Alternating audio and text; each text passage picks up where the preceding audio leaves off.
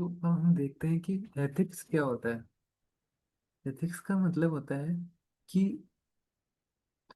नीतिगत आदर्श मूलक विज्ञान है जो समाज में रहने वाले मनुष्यों के ऐच्छिक कर्म का मूल्यांकन करता है। यानी कि इसका मतलब है कि जो ऐच्छिक कर्म होगा उसका मूल्यांकन किया जाएगा। ठीक है। तो अब ये देखते हैं कि ऐच्छिक कर्म कौन से होते हैं। ऐच्छिक कर्म ऐसे कर्म होते हैं जिसमें संकल्प की स्वतंत्रता होती है। अब संकल्प की स्वतंत्रता क्या होती है कि इसमें हमारे पास चुनाव होने चाहिए, चुनाव की स्वतंत्रता। यानी कि अलग अलग ऑप्शंस होंगे, उन ऑप्शंस के बेसिस पे हमारे पास ये रहेगा कि हम कौन सा ऑप्शन चुनें। ठीक है। तो इसके लिए क्या आवश्यक है कि चुनाव करते समय एक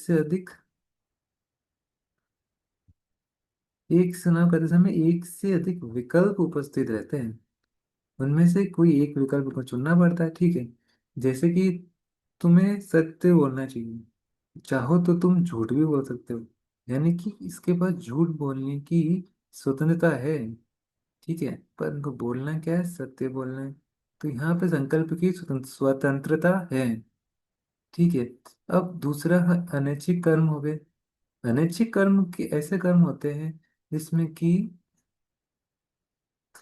कि चुनाव की स्वतंत्रता स्वतंत्रता नहीं होती है, जिसमें कोई चुनाव की स्वतंत्रता नहीं रहती। यानी कि जो कर्म हो गए वो अनैच्छिक कर्म हो जाएंगे। ठीक है। और उसमें क्या हमने देखा था पहले कि विकल्प पाए जाते हैं और इसके अंदर विकल्प नहीं पाए जाते हैं। इन्हें करना अनिवार्य होता है। ठीक है। जैसे दैनिक क्रियाओं का करना, श्वसन को रोके रखना पॉसिबल नहीं है। ठीक है। ये हो गया ऐच्छिक और अनैच्छिक कर्म। ठीक है। नेक्स्ट हम देखते हैं कि नैतिकता का महत्व क्या है, क्यों होना चाहिए समाज के अंदर नैतिकता। व्यक्तिगत और सामाजिक भलाई सुनिश्चित रहती है इससे। ठीक है। हाँ, नैतिकता जो होती है वो मानव के आचरण का मार्गदर्शन करती है। किसका करती है, आचरण का। यानी कि बताता है कि कौन से कार्य करेंगे तो मनुष्य अच्छा जीवन जी सकता है। यानी कि अच्छा जीवन जीने में मदद करती है जो एथिक्स होती है वो। ठीक है। अब जैसे कि तनाव जल का तनावग्रस्त क्षेत्र है। ठीक है। अब इसमें कोई किसान है, वो जल बचत वाली सिंचाई तकनीक अपनाते हैं। तो इससे क्या जल संसाधनों का संरक्षण हो जाएगा, तो सभी लोगों को सामूहिक रूप से लाभ मिलेगा। ठीक है ना। तो जो अपने अपने खेत होंगे उनको दीर्घकालिक लाभप्रदता सुनिश्चित हो पाएगी। ठीक है। हम्म। तो यहाँ पर इससे क्या है कि व्यक्तिगत लाभ भी संतुलित हो रहा है और सामाजिक लाभ भी या सामुदायिक लाभ भी जो है वो सुनिश्चित हो पा रहा है। ठीक है। अब हम अगर जैसे कि एथिक्स का कार्य करते हैं तो परम शुभ की प्राप्ति होती है। और परम शुभ क्या है, आनंद की प्राप्ति परम शुभ है। ठीक है ना। ठीक है। ये हमें एक नैतिक रूपरेखा प्रदान करती है।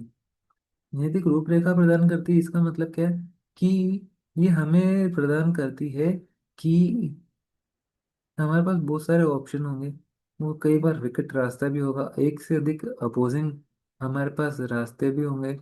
तो कौन सा रास्ता चुने हैं वो कौन सा रास्ता छोड़े, तो उसमें भी हमारे एथिक्स जो है हेल्प करती है। हमें ये पूर्वाग्रह और पक्षपात से बचाती है, गलत धारणाओं से अभिवृत्तियों को तोड़ने में मदद करती है। ठीक है। पूर्वाग्रह और पक्षपात से बचने में मदद करती है। ठीक है। कि हमें एक मेंटल मैप प्रोवाइड करती है ना ये चीजें, कि कौन सा रास्ता सही होगा कौन सा रास्ता गलत होगा। तो उस स्थिति में ये स्थितियां लागू होती है।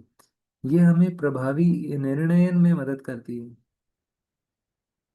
व्यक्तिगत और प्रभावी निर्णय कैसे होगा कि ऐसा निर्णय जिसमें हम हमारे व्यक्तिगत सामाजिक हित दोनों को ध्यान में रखते हुए न्याय संगत और समावेशी निर्णय हम ले पाते हैं। यानी कि ऐसा निर्णय जिसमें सभी का लाभ हो, सभी का लाभ सुनिश्चित हो पाए, विन विन सिचुएशन बन पाए। ठीक है। तो अब नेक्स्ट इसके अंदर आता है कि जब नैतिकता का अभाव हो जाएंगे तो उसके निहितार्थ क्या है, उससे क्या होगा। तो इससे क्या होगा कि व्यक्तिगत स्तर पर चुनौतियां आएंगी, साथ में सामाजिक स्तर पर भी चुनौतियां उत्पन्न हो जाएंगी। जैसे व्यक्तिगत स्तर पर पक्षपात करेगा इंसान, उदासीनता आ जाएगी, खुद के स्वार्थ का ही ध्यान रखेगा, धोखेबाज बन जाएगा, कुछ गलत हो रहा होगा तो उस स्थिति में केवल मूक दर्शक बना रहेगा। इस तरह की स्थितियां रहेगी। अब नौकरशाही के स्तर पर देखें तो विश्वास की कमी होगी, भ्रष्टाचार, भाई भतीजावाद, नेपोटिज्म, नेपो किड्स, जैसे कि नेपाल के अंदर स्थितियां उत्पन्न हो रही है, लाल फीताशाही होगी, पक्षपात की दिक्कत आएगी, लोक कल्याण की उपेक्षा की जाएगी।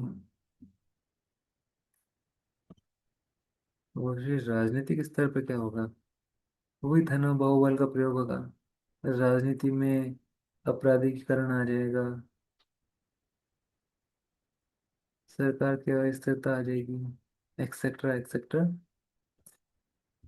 पर्यावरण स्तर पर अवैध खनन, वनों की कटाई, ये सब दिक्कतें आएगी,